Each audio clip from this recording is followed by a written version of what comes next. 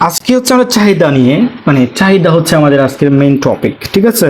তো চাহিদা যদি আমাদের মেইন টপিক হয়ে থাকে তাহলে আমাদেরকে ভালো করে বুঝতে হবে যে চাহিদা আসলে কি, অর্থনীতিতে চাহিদা বলতে কি বোঝায়। তাহলে এখানে আছে কি কনসেপ্ট অফ ডিমান্ড। ডিমান্ড মানে কি, ডিমান্ড হচ্ছে চাহিদা, আর এখানে অর্থনীতিতে চাহিদাকে ডি দ্বারা প্রকাশ করা হয়। কোন লেটার দ্বারা? ডি, এই লেটার দ্বারা চাহিদাকে প্রকাশ করা হয়।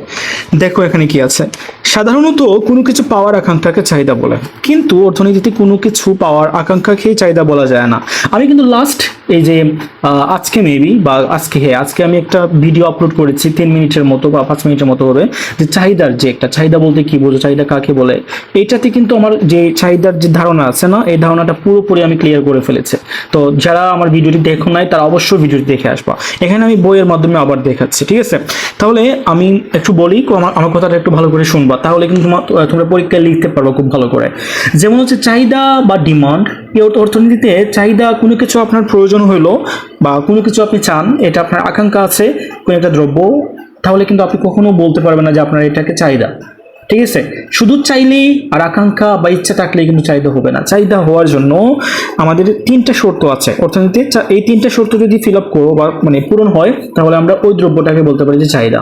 মানে ধরলাম যে আপনার একটা ল্যাপটপের প্রয়োজন, ঠিক আছে, একটা ফ্রিজের প্রয়োজন, একটা এয়ার কুলারের প্রয়োজন, ঠিক আছে, বা হচ্ছে গিয়ে আপনার একটা হচ্ছে গিয়ে টিভির প্রয়োজন, একটা মোবাইলের প্রয়োজন, একটা বাইকের প্রয়োজন, একটা গাড়ির প্রয়োজন, একটা বাড়ির প্রয়োজন, ঠিক আছে? এগুলো হচ্ছে আপনার কি চাহিদা। এখন এগুলো আপনার প্রয়োজন আছে, এখন আপনি বলবেন না যে এটা আমার চাহিদা, এটা আমার ডিমান্ড, ঠিক আছে? বা ডিমান্ড বলতে গেলে আপনাকে 3টা শর্ত পূরণ করতে হবে। 3টা শর্ত কি কি? যে আপনার কোন একটা দ্রব্য কেনার জন্য আপনার ইচ্ছা আছে কিনা বা চাহিদা আছে কিনা। যদি চাহিদা থাকে তাহলে একটা শর্ত পূরণ হয়েছে।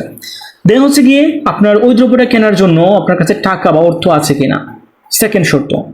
আর তার শর্ত হচ্ছে গিয়ে আপনার টাকা ব্যয় করে ওই দ্রব্যটি কেনার মতো ক্ষমতা আছে কিনা বা তৌফিক আছে কিনা বা ইচ্ছা আছে কিনা, ঠিক আছে?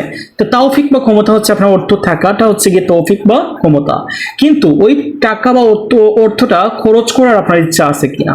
তা 3টা পাইলাম না আমরা শর্ত। প্রথমটা হচ্ছে গিয়ে আপনার ইচ্ছা, বুক করার ইচ্ছা বা আকাঙ্ক্ষা, মানে আপনার মধ্যে ইচ্ছা থাকা লাগবে যে আমি একটা ফ্রিজ কিনতে চাই, ওটা আমি বুক করতে চাই। দেন হচ্ছে কি আপনার ক্রয় ক্ষমতা, মানে ক্রয় ক্ষমতা মিনস কি, তোমার সামর্থ্য থাকতে হবে। দ্যাট মিনস টাকা বা অর্থ থাকতে হবে। শুধু টাকা থাকলেও হবে না, আপনার একটা দ্রব্য বুক করার ইচ্ছা থাকলেও হবে না, আপনার থাকতে হবে কি, ওই দ্রব্যটি কেনার জন্য টাকা ক্রয় করার ইচ্ছা থাকা লাগবে। এই যে টাকাটা ব্যয় করা, অনেকে আছে না কৃপণ, যারা হচ্ছে গিয়ে টাকা আছে কিন্তু কোনো কিছু কিনতে চায় না, কৃপণতা করে বা কৃপণ যারা, তারা তাদের ক্ষেত্রে কিন্তু অভাবটা মানে কার্যকর হবে না। কারণ হচ্ছে কি, তাদের কি নাই, টাকা আছে কিন্তু টাকাগুলা ব্যয় করার মতো ইচ্ছা নাই, ঠিক আছে? তাহলে আমরা কি বুঝতে পারলাম যে চাহিদা হচ্ছে গিয়ে ওইটাই, যে যখন আমরা কোনো একটা দ্রব্য কেনার জন্য আমার ইচ্ছা থাকবে এবং আমার কাছে সামর্থ্য থাকবে, টাকা পয়সা থাকবে, এবং ওই টাকাগুলা ব্যয় করার ইচ্ছা থাকবে আমার, এই 3টে শর্ত যখন পূরণ হবে, তখন আপনি বলতে পারবেন যে এটা হচ্ছে আপনার চাহিদা বা ওই দ্রব্যটি হচ্ছে আপনার চাহিদা বা ডিমান্ড। আই থিঙ্ক আপনারা খুব ভালো বুঝতে পেরেছেন। চলো আমরা নেক্সট ক্লাসে দেখবো যে কিভাবে চাহিদা থেকে আমরা কিভাবে সূচি তৈরি করতে পারি। ওকে।